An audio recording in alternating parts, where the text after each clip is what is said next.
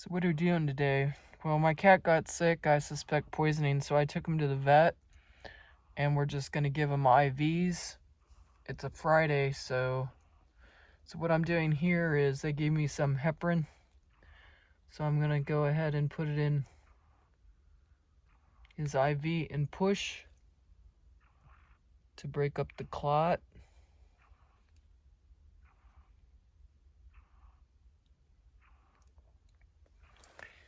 And now I'm going to bend the needle. They gave me the IV setup. So you just take the needle, you make a U-turn with it so you can tape it down.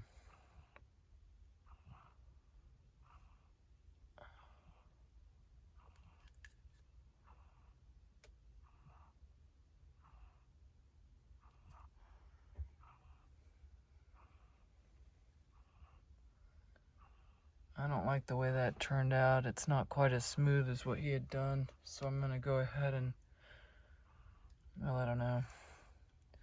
I'll see if it works. If it doesn't work, then I'll just redo it. So then I take the hooked part and I put it in his catheter.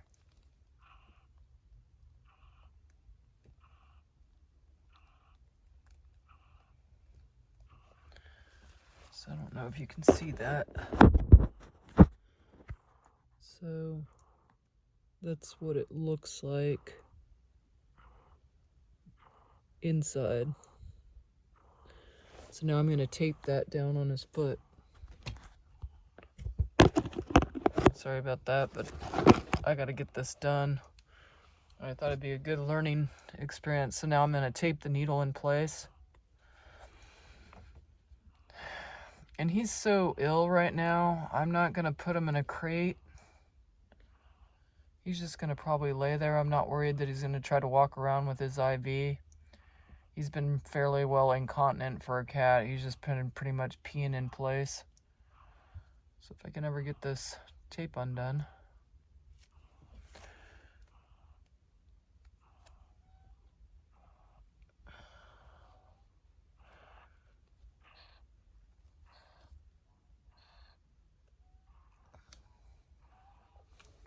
So I'm going to go ahead and start the drip.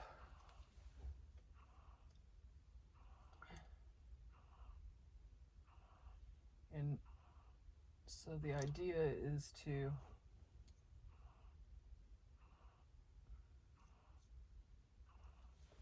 have it drip once every second, or more or less, to get them on maintenance times 2. So 1001, 1002, 1003.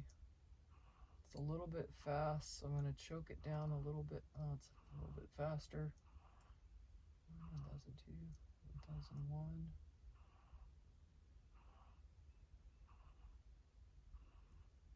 Shoot. Start 1001, 1002, 1003, 1004, 1000. There's no in between apparently. So 1002, 1001, 1002. Okay, I've got it to a 1001, 1002 count. So it's already going into him. So it was really odd when we were in the clinic waiting for the vet to show up. I had to be a walk-in, so that took extra long. He had an episode where he started meowing in panic. He peed, and then, you know, he was drooling and his nose was dripping, and then it stopped. And then he started grooming himself. So when the vet came in, I had the presence of mind, probably because of YouTube, I videotaped it.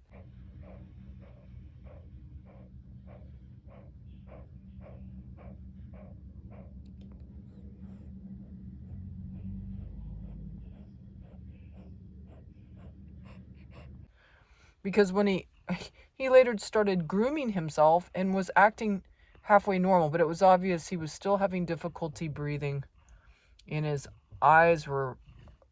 pupils were, that's smarts, I know, buddy. Okay, easy boy.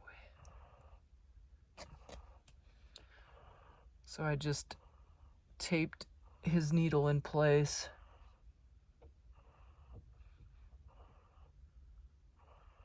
I must have moved the needle a little bit. It's inside his vein. So he's going to be a little bit uncomfortable. If you've ever had an IV in your arm, you know it's not the best feeling. So that's what it looks like. Anyway, so I'm just going to let him be, and then I'm going to go out, get an eyedropper so I can feed him some cat food eventually. So we're going to do this for like 24 hours and see if he comes out of it. Hopefully this will flush it out of his system.